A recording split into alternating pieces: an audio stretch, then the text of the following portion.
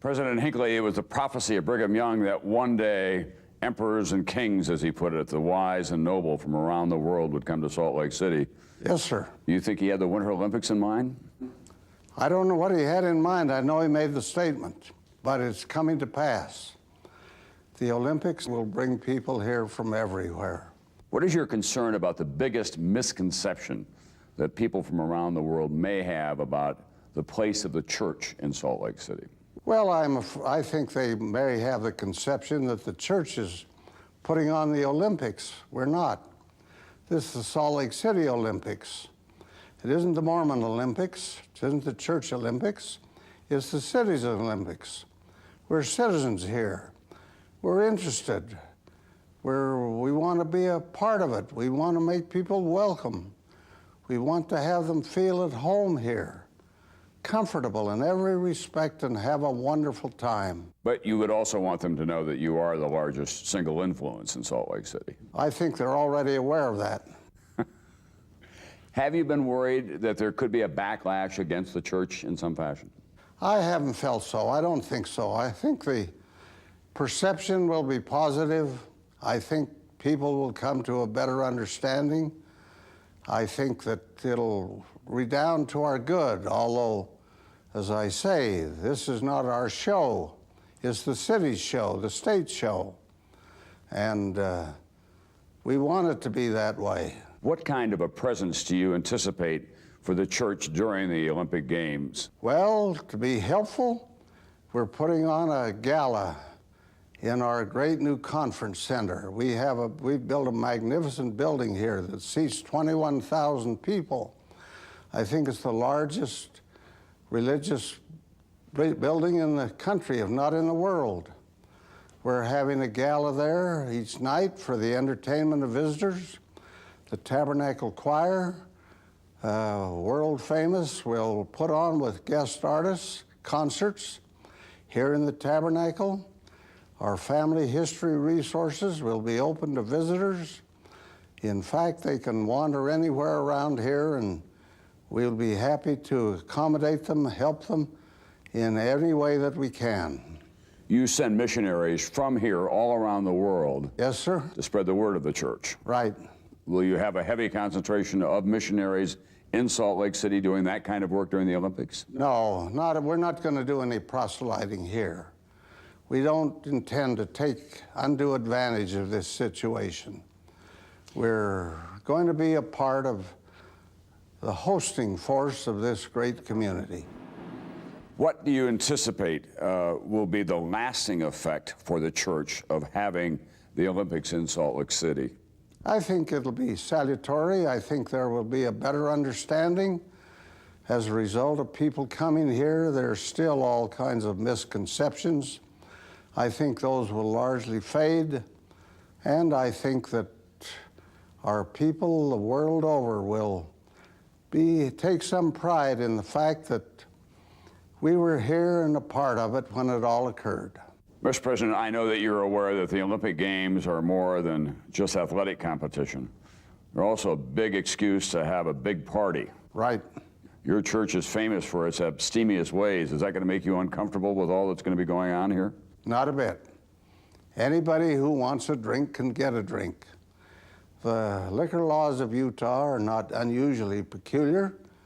Many states have peculiar liquor laws. Ours have been brought to the front by reason of this, but I think people will be accommodated. They can get what they wish. The Olympic Games are also known for their diversity, obviously. Men and women are treated equally on the medal stand. People of all races, all backgrounds, all religions from all over the world come here. You're known within the church as an organization that is dominated primarily by white males. Do you think you'll hear a lot about the absence of diversity within the church? Oh, we may hear something about it, but there'll be no evidence of it, I think.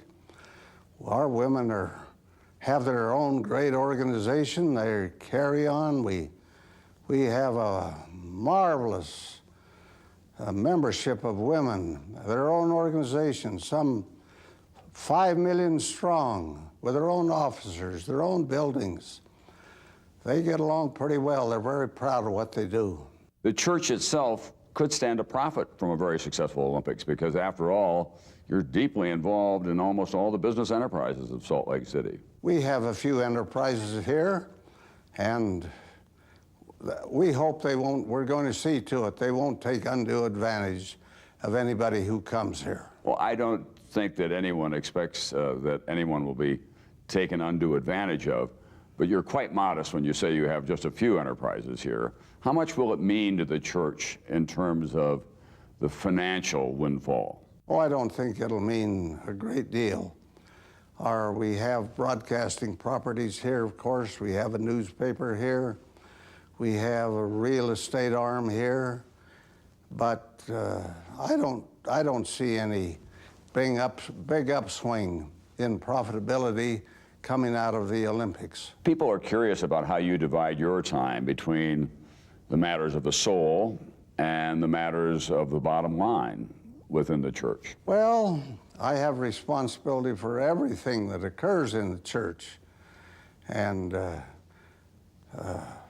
I give a great deal of time to the spiritual side of the church, the theological side of the church. A little time, but not a great deal of time, to the financial side of the church. We have good, solid boards of directors for these organizations.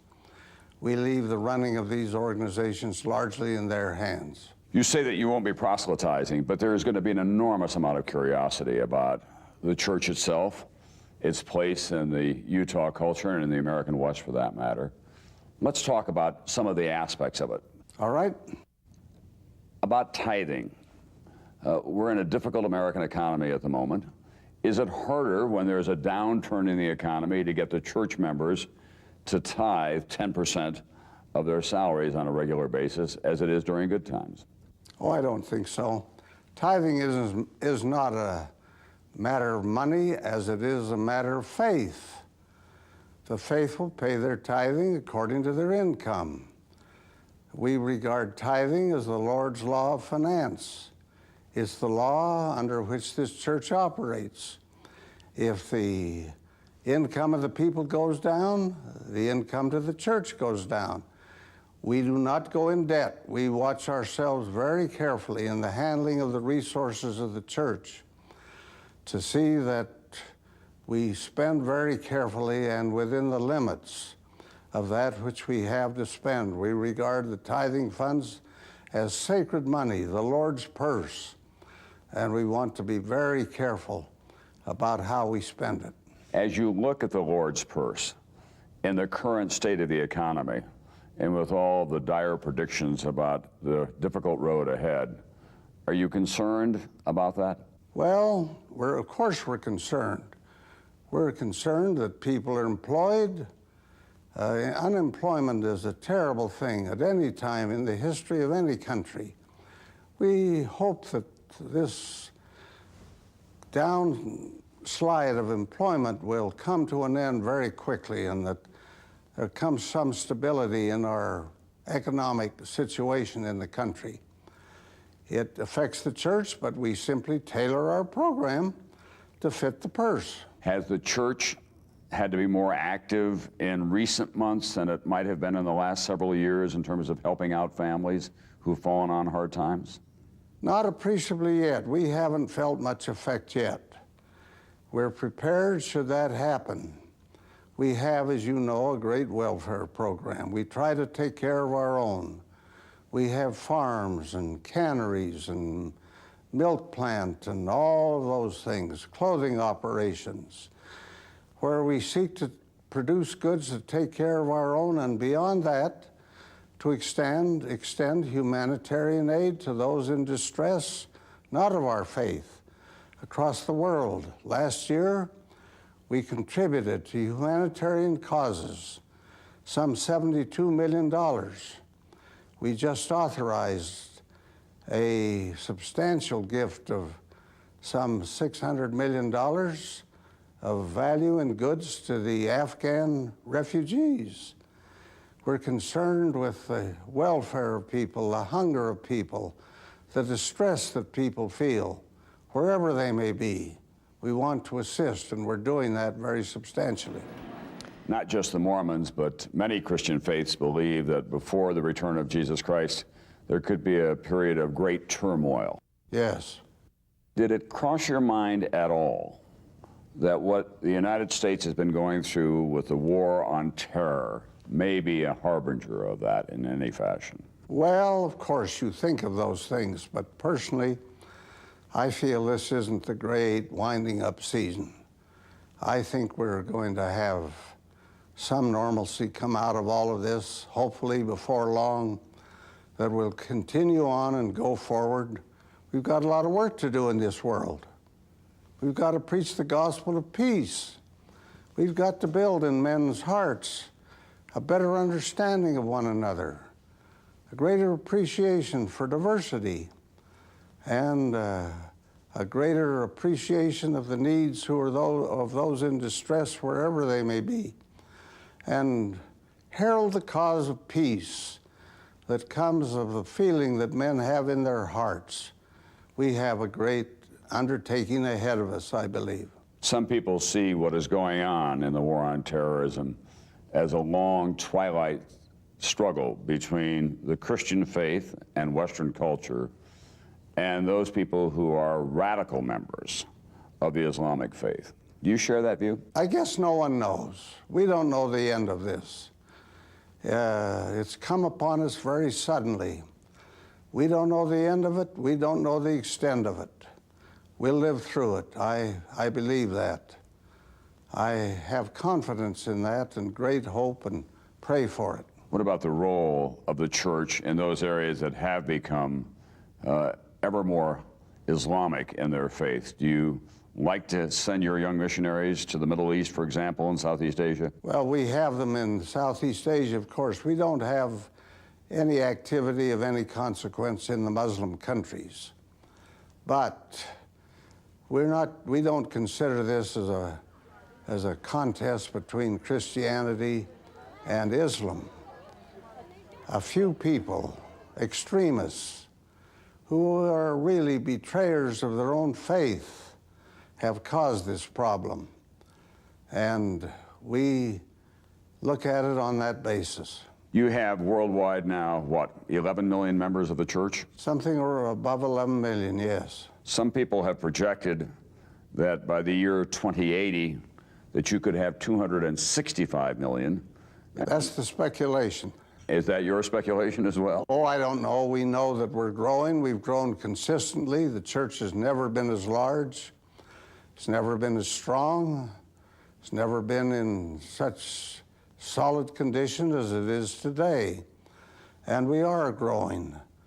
I don't know that we can make a rigid calculation of the future. We'll just keep working and moving forward. But my guess is, Mr. President, that you have done some projections that among the elders you've talked about what your goals are. Well, we have to do some things because we have to build buildings. We have to train leadership as we go across the world. There are some things we, of course, have to look ahead and plan ahead and make provision for the future. And when you make those provisions, do you come close to the number of 265 million by 2080? We haven't extended it out that far. That would make you the second largest religion in the world behind Roman Catholicism within the Christian world. Well, this man up in Seattle has made that projection, and we're aware of it, but we don't talk about it. Really, we don't. We plan a few years ahead and keep moving. Keep growing, keep expanding, hoping to do good wherever we go. Does it worry you when people make those kinds of projections? Does it make it harder for the church to then go off and proselytize in some areas? No, we just think it's interesting. 2/3 of your new members, I'm told, are converts. Do they come to the church out of a sense of spirituality, or are they converts in large part because you're so skilled now at proselytizing and, in a way, marketing the appeal of the church? Oh, I don't know. They come for various reasons. I don't know that you can define that. We do carry on a proselytizing program, of course, but they come for all kinds of reasons. They see here an anchor of strength in a world of shifting values. They see our great emphasis on the family, on building strength within the family in a world where the family's falling apart. They sense such things as that, and furthermore, this church expects things of people. It isn't easy to belong here and be active. We're demanding people in many respects. We require activity and contribution and of time and effort and means and growth and leadership. And that all appeals to people. They see something very solid and substantial that they can get hold of and cling to. In the wake of the terrorist attacks on New York and in Washington, D.C., the uncertainty about biological warfare, most faiths saw a real return of the flock to services on Sunday. Yes. And a return to fundamental values. Yes. Was that true in your church as well? Oh, I don't know. I haven't noted that. I just think that we're going along and that our people are active. We have, of course, a very high rate of activity among our people. And I just see that continuing. But those who look to us find strength and comfort and reassurance in these circumstances. We lost some people in these events. Our hearts reach out to all who have lost. We're so sympathetic toward those who have suffered so terribly in this unconscionable thing that has occurred. We want to be helpful. We want to give reassurance. We want to give comfort and strength and help wherever we can. Joseph Smith and Brigham Young obviously persisted against great odds in the face of mob violence against members of the church as well. Right. Look at where you are today. Right. Thriving faith and enterprise for that matter as well. But do you still, to some degree, see it as the church against the world, or are those days gone by? No, we see it as a church for the world, not against the world. We're out there to help the world, to improve. We say to people, you take all that you have that is good and bring it and let us see if we can add to it. Now that's the substance of our program, our proselytizing program. You file whatever you have that you value and treasure, and let us see if we can add to it.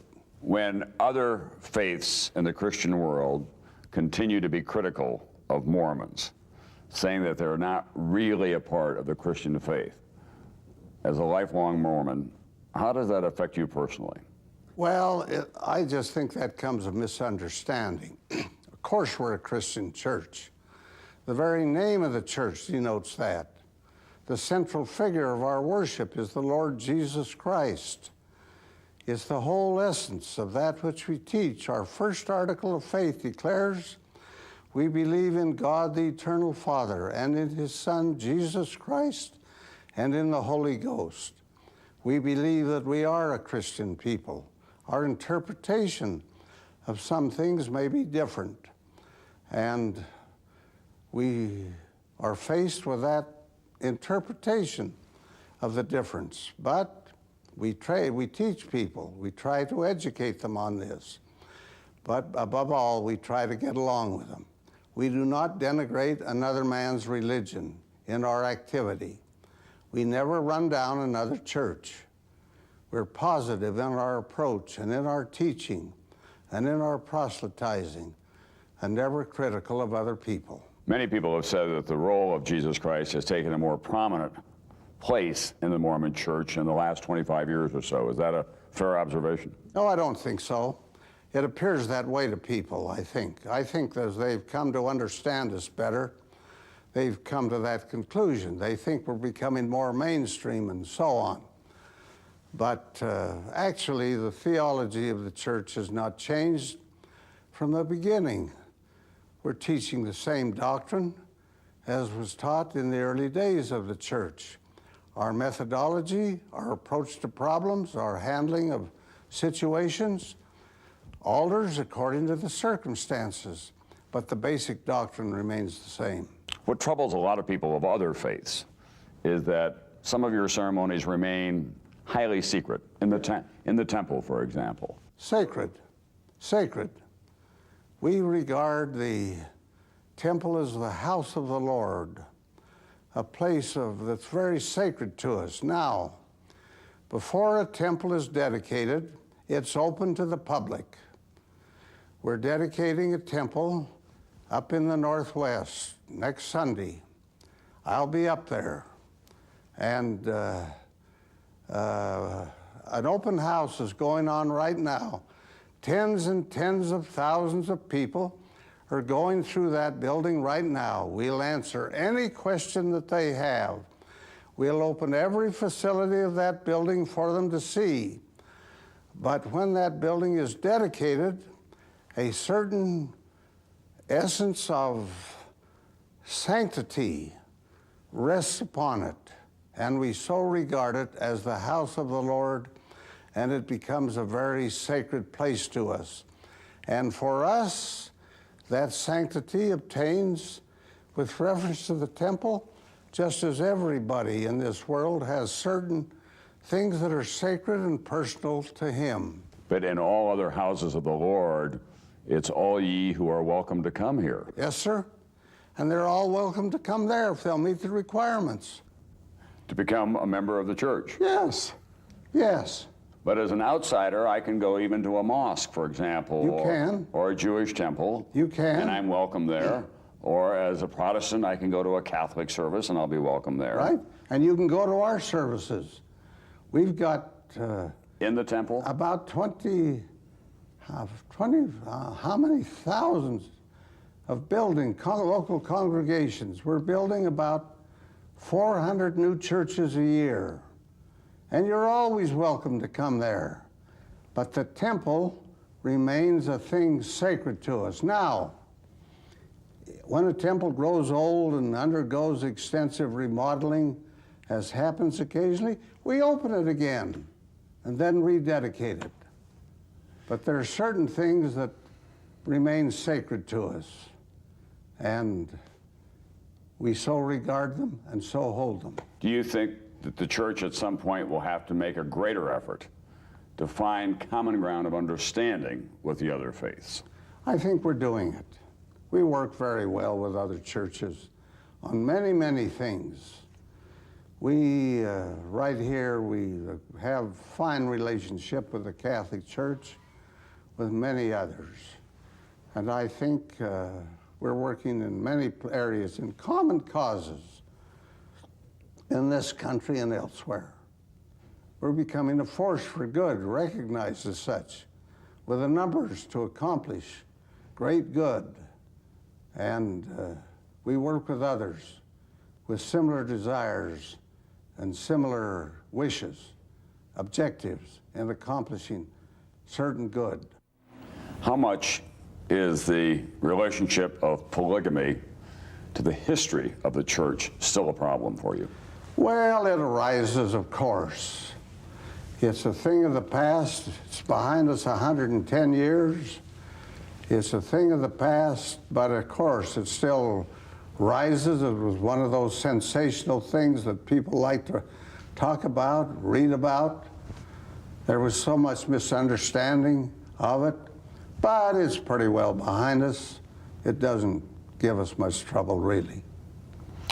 When it does arise, as it has in recent years, should the church be more aggressive about making sure that all the members of the LDS understand that this is no longer acceptable? Yes, they know that. They know that. We've made that very clear. We've made that very clear. If I were a member of the church... You could be. Yes, I have that feeling. I run into your missionaries everywhere, as I've told you before, in the world. Yes. But what kind of behavior would cause me to be excommunicated? Immorality, if you were an adulterer, something of that kind, if you undertook to practice polygamy, if you went out and spoke from a soapbox, so to speak, false doctrine, we might take some action against you after laboring with you. But we don't cut very many people off the church, very, very few in terms of percentage, really. When all's said and done, very few. On that soapbox, if I were to be critical of the church or some practices of it, I'd be subject to excommunication? Oh, I don't depend on what you were doing. But we have many people within the church who are critical of some things. We're a very open people. We're an educated people. We maintain this tremendous university in Provo, Brigham Young University, with satellite campuses in Hawaii and in Idaho. I don't think we can be accused of being an ignorant, narrow-minded people. I think we're a very tolerant, understanding people, and not quick to jump on people and cut them off the church. We work with them. We do all we can to help them. Do you think that the role of women in the church will change before too long? I don't know. I don't think so. The Lord will have to change it. And the women are so happy with what they have. There have been revelations in the past, however, about polygamy at the end of the 19th century. Right. About the possibility of black people becoming priests in the church, a revelation about that. Right. You don't anticipate that there will be a revelation about increasing the role of women? I have seen no signs of anything, and have seen no need for it, really. No great clamor for it among the women of the church. We get along pretty well. In our doctrine, under our philosophy, a man does not walk ahead of his wife. His wife does not walk ahead of the man. They walk side by side as equals before the Lord and as companions. Do you believe that man can become a god? Yes, I think he has within him the potential of godship. This concept of eternal growth, of development, is a part of our theology. We can improve our lives. Immortality is as much a certainty as is this life. And as we have lived and grown here, we will live and grow there.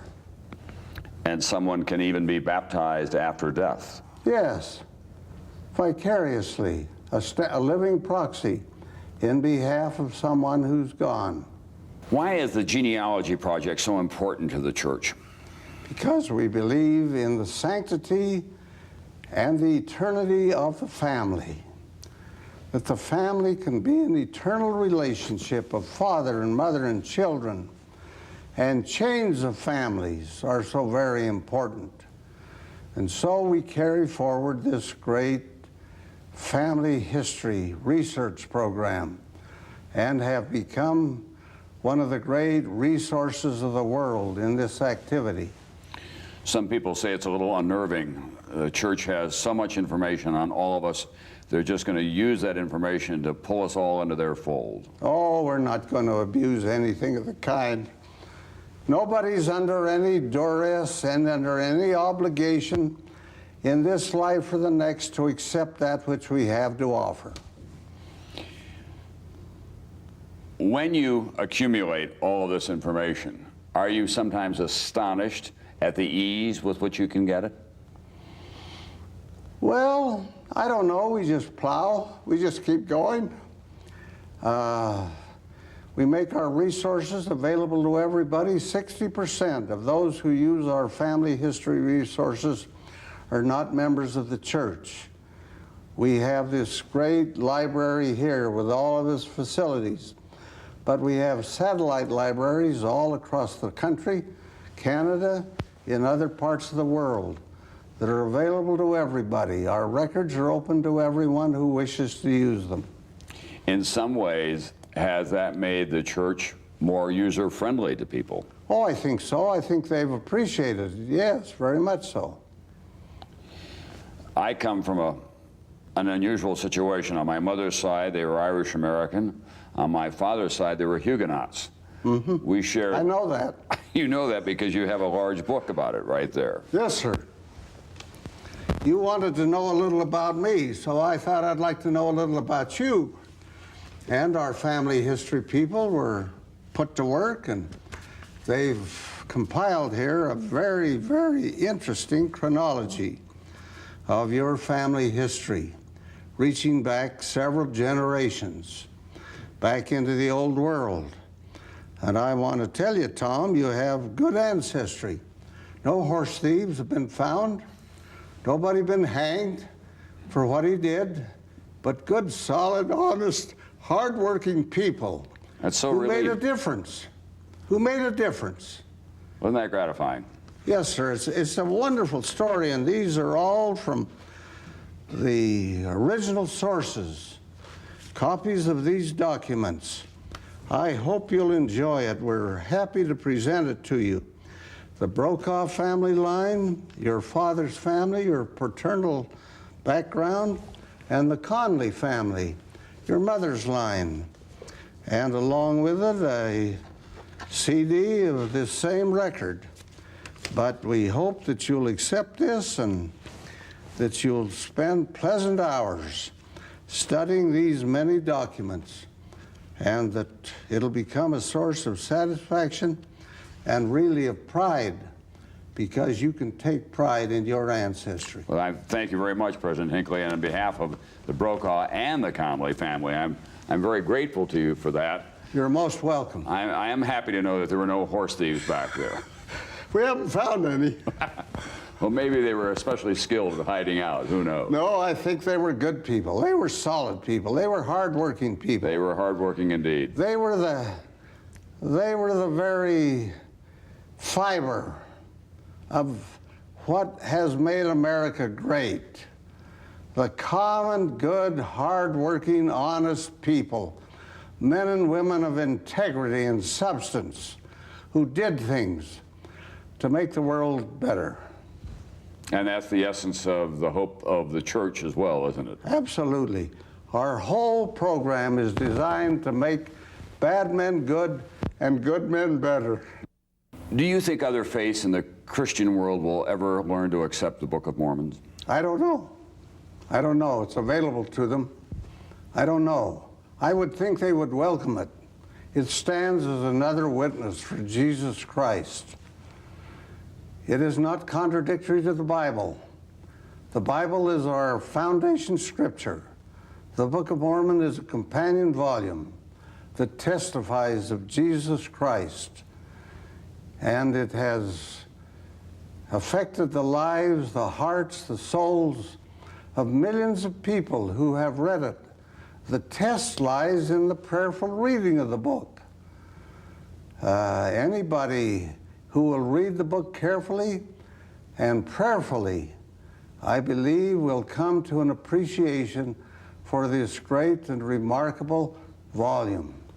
I think what troubles a lot of people from other faiths within the Christian world is that it came so late, and it took the story of Jesus in a whole different plane. I think that's possible. I think that's possible. I can understand why people question it, why they criticize it. It's perfectly obvious to me. But I repeat, the test lies in the reading. If they will read it, if they will pray about it, if they will ask God about it, I believe they'll come to an appreciation for it. The fact of the matter is that we're printing more copies of the Book of Mormon than ever before in the history of the church. It's been translated into more languages than ever before in the history of the church. It's touched more people's lives across the world than ever before in the history of the church, and I suppose that's the real test of it. One of the great epic stories in America is the great trek of Brigham Young and his followers into this valley. Right. What do you think he would think of Salt Lake City and environs now? I think he'd be really quite amazed. I think he had a great prophetic vision of what would happen here. But to see what has actually happened here, and to see the world coming here and becoming acquainted with what he had so much to do with, would be a very satisfying thing to him. I have a portrait of him right behind my desk. And every once in a while, when I have a serious problem, I kind of turn around in my chair and look at him and say, "What would you do?" And I see him smile and say, "Carry on, boy." When you have those difficult moments and you think about that trek, it must put your difficult moments in some appropriate perspective. It does. When I think of those times, those very difficult times, my grandfather came across the plains, buried his wife out near, in the Nebraska Sandhills. or out in that area somewhere.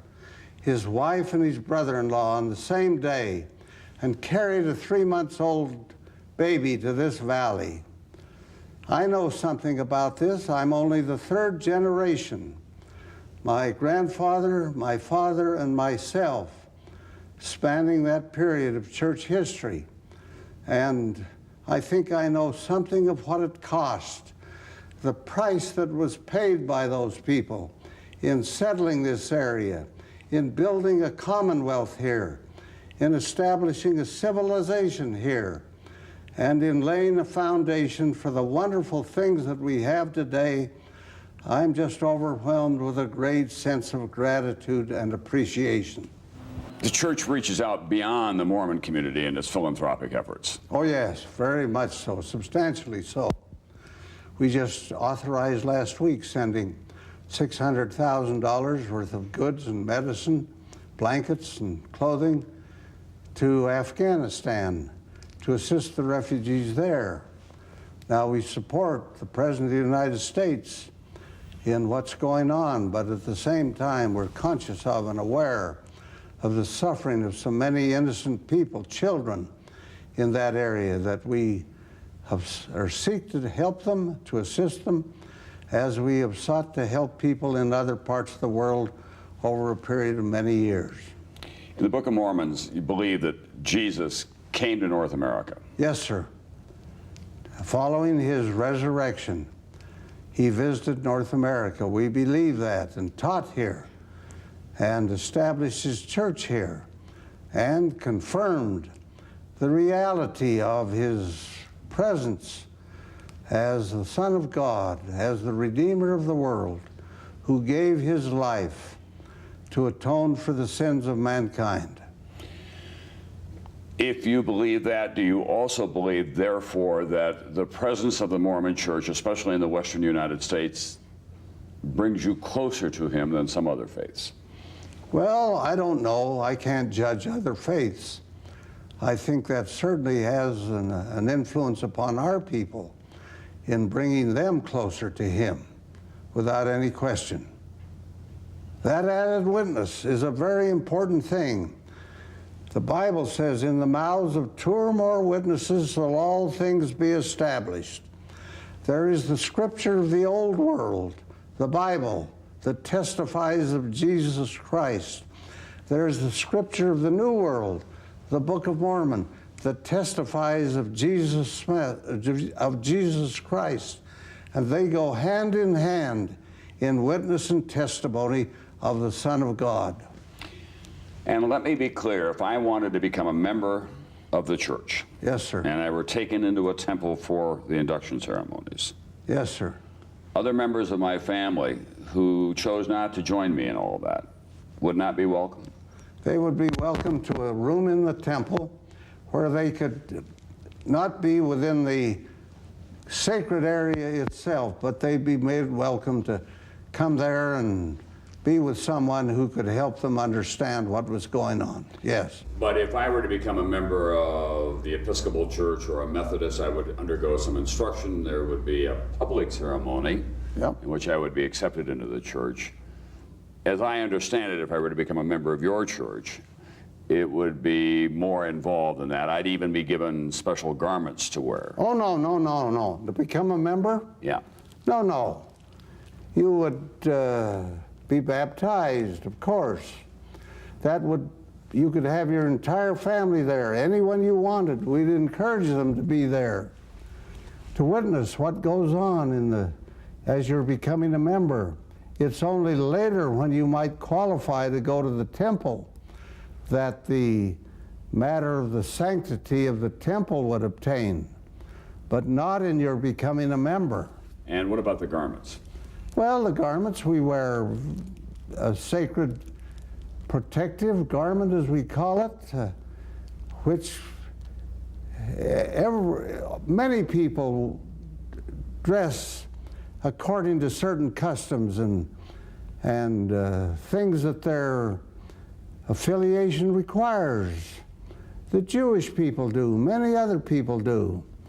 And we carry a sacred thing which we describe as being a holy and sacred thing for us. You wanted to say something else to me as well. Now, the Olympics are coming. We have a tremendous asset here which is recognized. We have thousands of young men and women who have served as missionaries across the world. They learn the languages, they have learned the languages of the lands in which they serve. Japan, Korea, Mongolia, Sweden, Denmark, Holland, whatever. They are a tremendous asset as people from the earth gather here. And we have badges. I speak English, or I speak French, or I speak Dutch, or I speak German, which will be made available to people. And those who speak the languages and are acquainted with them will be there to assist them, and they'll serve as volunteers on a volunteer basis. Again, I say, not to proselyte, but to talk to the people about what their interest is and what's going on. But what happens if somebody from Norway says to one of your young missionaries who's there just to help them get through the game, I'd like to know more about the church? You tell him to go and come to the tabernacle and listen to the concert, to go to the conference hall and listen to the gala. And when he gets home, to look up the missionaries.